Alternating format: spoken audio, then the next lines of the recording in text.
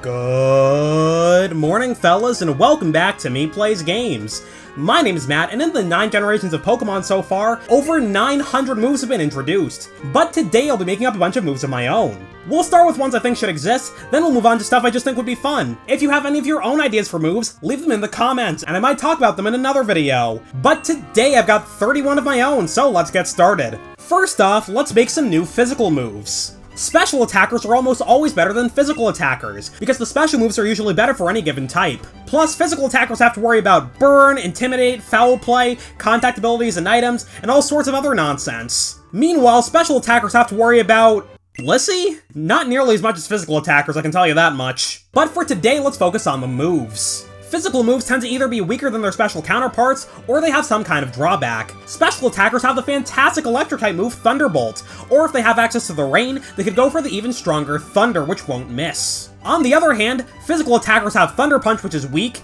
and Wild Charge, which is as strong as Thunderbolt, but instead of possibly paralyzing the target, it does recoil damage to the user, so it's just strictly worse than Thunderbolt. Wild Charge is terrible, but it would be perfectly fine without the recoil damage. But in the spirit of this video, let's make a new move instead. I'm calling my new physical electric-type move Lightning Leap. It'd be 95 power, 100 accuracy, and have a 10% chance of paralyzing the target. I'm making it marginally stronger than Thunderbolt and Wild Charge, because physical attackers need all the help they can get. Heck, you could even argue that this should be 100 power, putting it on par with Earthquake. Next, let's make a Fire-type physical move, which I'm calling Flame Slam. It'd be visually similar to Flare Blitz, but it'd only be 95 power, and it wouldn't inflict recoil damage. The Psychic type got a decent physical move in Gen 7, Psychic Fangs, but it's 85 power, and not a lot of Psychic types can learn it. It's mostly a coverage move for other types of Pokemon, like Arcanine and Luxray. So introducing Psykick, a slightly stronger physical Psychic move that more Pokemon would get access to. And yes, that's a horrible name, but I mean, we have Pokemon with names like Seal.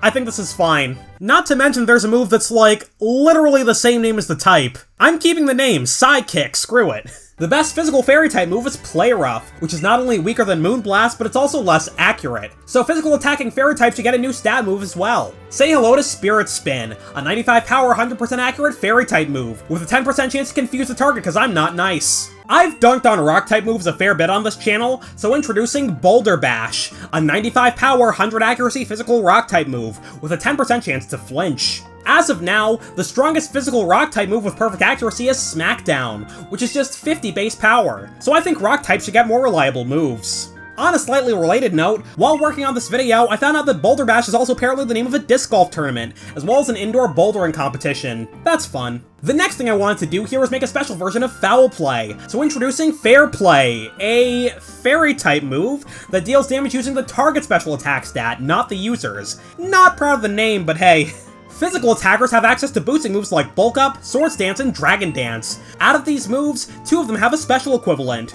Bulk Up raises your attack and defense by 1 stage, the same way Calm Mind boosts your special attack and special defense. And Swords Dance's special equivalent is Nasty Plot. But there's no special version of Dragon Dance, so introducing Fired Up, a fire-type move that raises the user's special attack and speed by 1 stage. Quiver Dance does exist, and it raises both those stats plus special defense, but it's learned almost exclusively by bug types, as well as a handful of grass types. Wow, Blossom and Lilligant are just the exact same Pokemon, huh? Anyway, Fired Up is a move I'd imagine more Pokemon would have access to. The user would get energized and prepare themselves for the rest of the battle. Now let's move on to moves I just think would be fun, but I wouldn't necessarily say should be in the game. Let's start with Roulette, a normal type move that raises all your stats at random by 1 stage, but lowers the 5th one by 2 stages. For the sake of attempting to keep it balanced, let's say you can only use it once per switch in. If you try to use it a second time without switching out and coming back, the move would fail. Next up, V-Formation. This would be a flying type status move learned mostly by bird Pokemon. In nature, a V-Formation significantly improves aerodynamics, allowing birds to fly much further in a group than they could alone. It also helps prevent collisions with other birds in the flock, so I'd imagine in Pokemon it would translate to surviving longer on the battlefield. It would increase the user's defense and speed stats by 1 stage each. 2 stages if there's another flying type on the user's side of the field. I thought it'd also be fun to include a music-based move, so introducing Key Change. Some songs change keys towards the end, raising the pitch to breathe new life into it. I'd imagine this being a damage-dealing move that also applies stat changes afterwards. Most key changes nowadays don't change the pitch drastically though, so in that sort of spirit, the move Key Change would do damage, then temporarily raise all the stats on the user's team by 20%.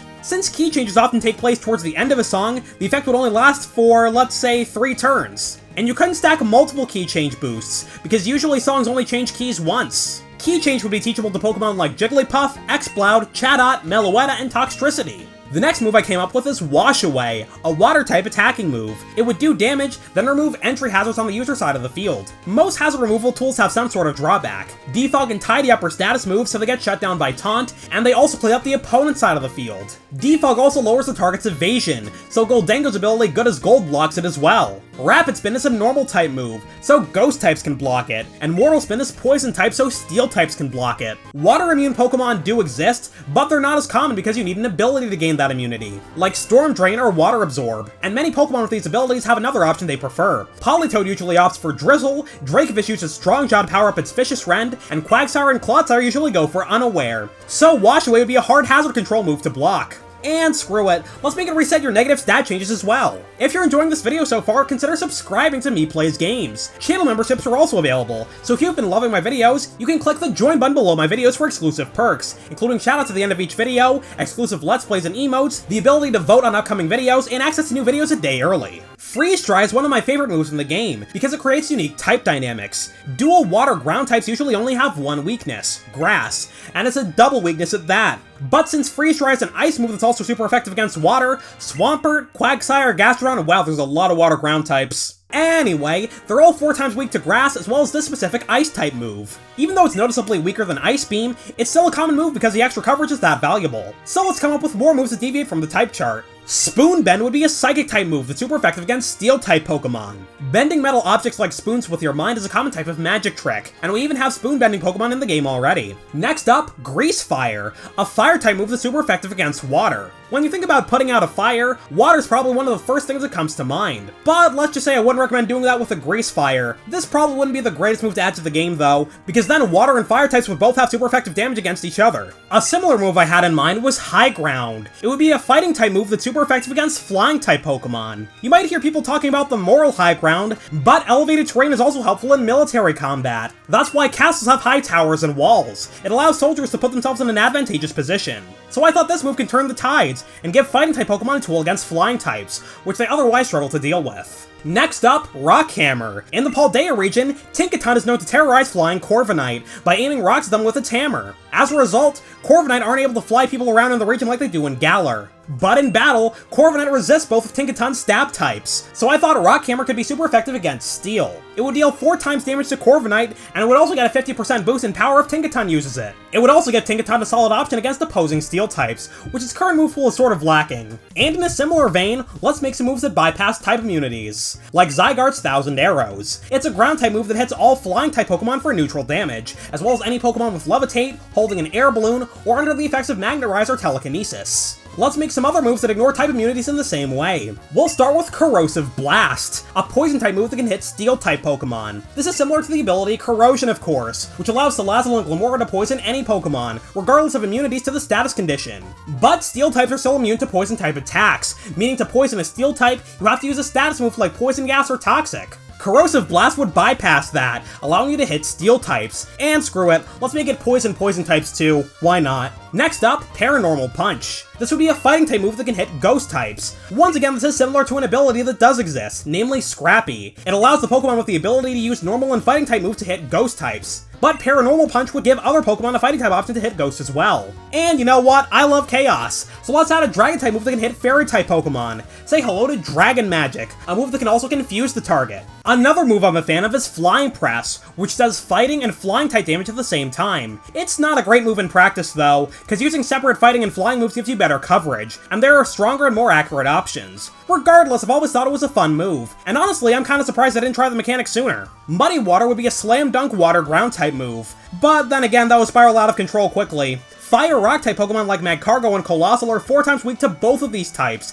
meaning they'd be 16 times weak to a dual type to Muddy Water. So maybe it's for the best that it's just water type. Steel Wing would also be a good dual type move candidate, dealing steel and flying type damage. But let's come up with a few more rapid fire, shall we? Light Up would deal fire and electric type damage, since fire and electricity can both be used to light up a room. I think you can guess what type of damage a move called Icy Water would do, although this is another one that probably wouldn't be very balanced. Pure ground types would be 4 times weak to it. Fire-breathing dragons are common mythological creatures, so let's make Fire Breath a dual fire dragon type move. And here's 3 more real quick.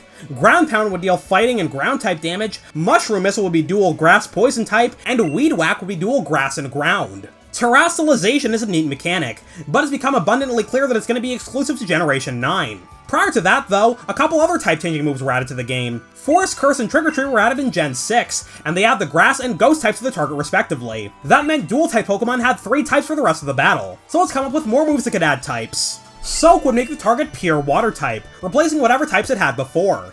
But my new move, Drench, would add the water type to the target instead, potentially making them 8 times weak to grass. Sorry, Onyx. And I have a couple more up my sleeve today as well. Training would add the fighting type, Freeze Over would add the ice type, and Shining Armor would add the steel type. Let's finish off this video with a couple more random moves. Cheer On would be a normal type move that has a different effect in wild battles. If a Pokemon uses it, its trainer would have a higher chance to catch the wild Pokemon in front of them. But in a trainer battle, maybe it goes the other way. Maybe the trainer is cheering on the Pokemon, and boosting the team's chance of getting a critical hit. The one-hit KO moves only work if the user is an equal or higher level than the target. But what if we had a move that was stronger for under-leveled Pokemon? The bigger your level disadvantage, the more damage Giant Slayer would do. To make it somewhat usable, I'm not giving this move a base power. Instead, it would do certain percentages of the target's health and damage, depending on how their levels compare. Maybe it maxes out at a 30 level disadvantage, where it would do 3/4 of the target's max HP. And you know what? Screw it. My last move I'm making is You Lose, a move that combines the effects of Belly Drum, Agility, and Substitute into one, as well as the option to baton pass the boosts. It's now the signature move of Zacian, and I'm not sorry. Well, on that ridiculous note, that'll do it for this video. Leave a comment with your own move ideas, and I might make another video going over the best ones. I'll see you all next time. Good night, fellas. Sleep well.